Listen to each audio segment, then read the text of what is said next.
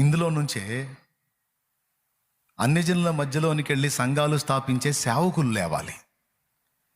వాళ్ళు యోధులుగా లేవాలి. ఇప్పటిదాకా మీ దగ్గర మీతో పాటు కూర్చున్నారు, లేచి నిలబడినాను ఒకసారి. మీతో పాటు మీలోనే కూర్చున్నారు వాళ్ళు, అంతేనా? ఇక్కడ ఇంతమంది ఉన్నారు, ఇంకా లేవద్దు? లేవాలా లేదా? ప్రతి వారు తమ సొంత కార్యములనే చూసుకొనుచున్నారు కానీ యేసుక్రీస్తు కార్యమును చూడరు అంటుంది వాక్యం. ప్లీజ్ ప్లీజ్ ప్లీజ్ సీరియస్గా తీసుకోండి. వాళ్లే కాదు, ఇంకా కొంతమంది లైన్లో ఉన్నారు, తరబీదు అవుతా ఉన్నారు, వాళ్ళని కూడా తీసుకుంటాను. వాళ్లే కాదు, మీలో నుంచి, ఇంత పెద్ద గుంపులో నుంచి ఒక సైన్యం లేవాలి, యోధుల గుంపు లేవాలి.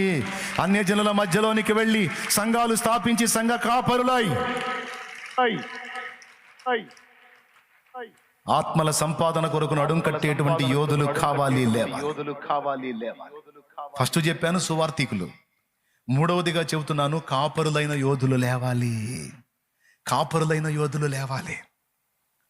దేవుని కృపను బట్టి ఇప్పుడు వందలాది మంది లేచి వెళ్ళి సంఘాలు కట్టి, ఒక్కొక్కడు 2-3 సంఘాలు కట్టి దాదాపు ఇప్పుడు 200 ప్రాంతాలకు పైచిలుకు తండ్రి సన్నిధి పరిచర్యను అని నేను చెప్పుకుంటే ఎచ్చులైద్దిలే కానీ దేవుని పరిచర్యను విస్తరింపజేశారు.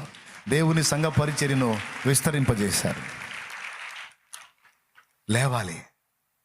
వచ్చి కూర్చొని 4 ముక్కలు చెవినేసుకొని ఈ పూటకు మమా, ఇక మళ్ళీ వచ్చే వారం దాకా సుమా అనుకుంటా పోవటం కాదు.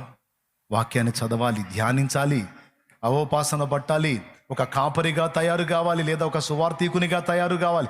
దేవుని పనిముట్టుగా నీవు తయారు చేయబడాలి. సంవత్సరాలు కూర్చొని విని వెళ్ళటమే కాదు, దేవుని పాత్రలుగా రూపాంతరం చెందాలి, దేవుని కొరకు పని చేయాలి.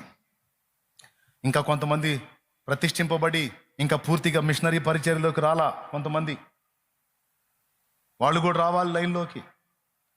వాళ్ళు కూడా వస్తే మరికొన్ని ప్రాంతాలు పట్టబడతాయి. చాలా ప్రాంతాలు ఇంకా క్రీస్తు సువార్త ఎరుగకయ్యే నశించిపోతున్నాయి. చాలా ప్రాంతాలకు ఇంకా యేసు పరిచయం కాలేదు.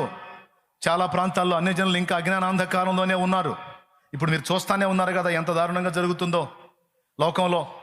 తెలంగాణ చూడండి, ఆంధ్ర చూడండి, మహారాష్ట్ర చూడండి. ఉత్తర భారతదేశంలో అయితే సువార్త వ్యాప్తి భయంకరంగా అడ్డుకున్నారు. చాలా ప్రాంతాల్లో ప్రజలు నశించిపోతున్నారు. చాలా చోట్ల ఆత్మలు నశించిపోతున్నాయి. మరి ఎప్పుడు నడుం కడతావు? నువ్వు నడుం కట్టి నువ్వు యోధుడిగా ముందుకు వచ్చేసరికి యేసు ప్రభు రెండో రాకడ కూడా అయ్యేటట్టుంది.